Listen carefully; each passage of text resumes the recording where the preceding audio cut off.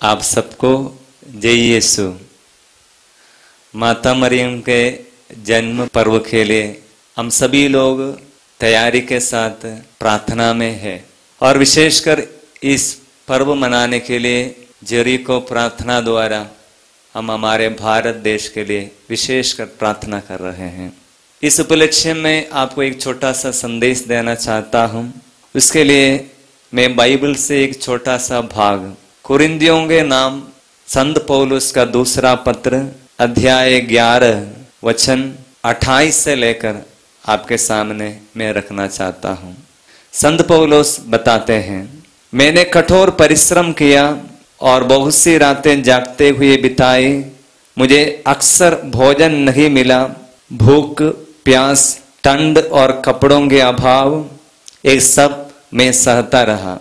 और इन बातों के अतिरिक्त सब कलीसियाओं के विषय में मेरी चिंता हर समय बनी रहती है। जब कोई दुर्बल है तो क्या मैं उसकी दुर्बलता से प्रभावित नहीं?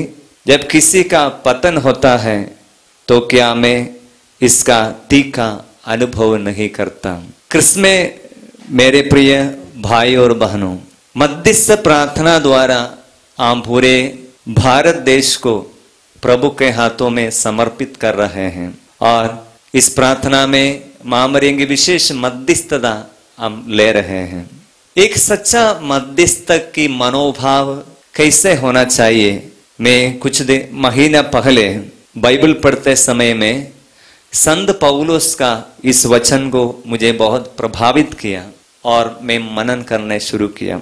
संत पौलुस अपने जीवन के दुखों के बारे में, विशेषकर उनके सेवा कार्यों में जो कष्ट अनुभव किया, इसके बारे में बताते हैं। उनकी मिशन जर्नी में, मिशन सफर में बहुत कठिन परिश्रम करना पड़ा।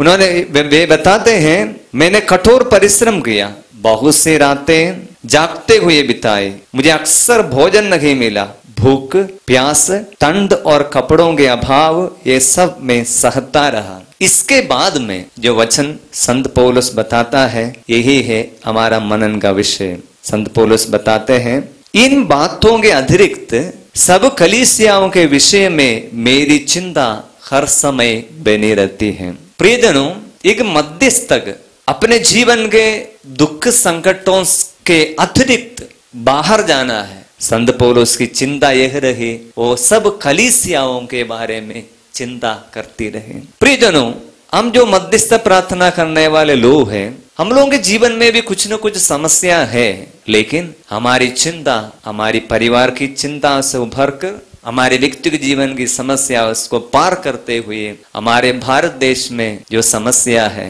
विशेषकर सुसमाचारीकरण के लिए जो लोगों को जो बाधा अनुभव करता है, वो हमारी समस्या बनना चाहिए। कलीसिया में इतने साल बीत गया, फिर भी बहुत की कम प्रतिशत लोग प्रभु को जानते हैं। ये हमारी चिंता बनना चाहिए। आइए माता मरियम की विशेष मध्यस्थता मांगते हुए हम प्रभु से प्रार्थना करेंगे, प्रभु जी हमारे जीवन के कष्टों को भूलकर भारत की कलीसिया के बारे में चिंता करना, उसके लिए सहने के लिए हमें सिखाइए। हम प्रभु से प्रार्थना करेंगे, प्रभु हमें मदद करेंगे।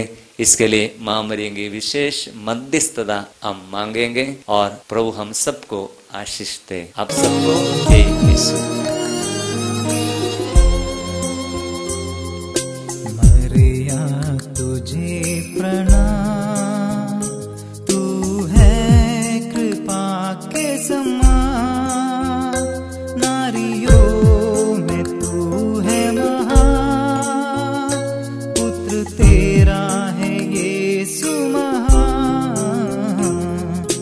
मरिया तुझे प्रणाम,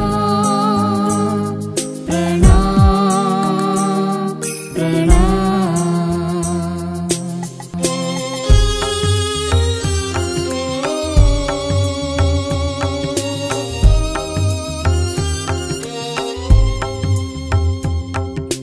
आदि निर्मल माता,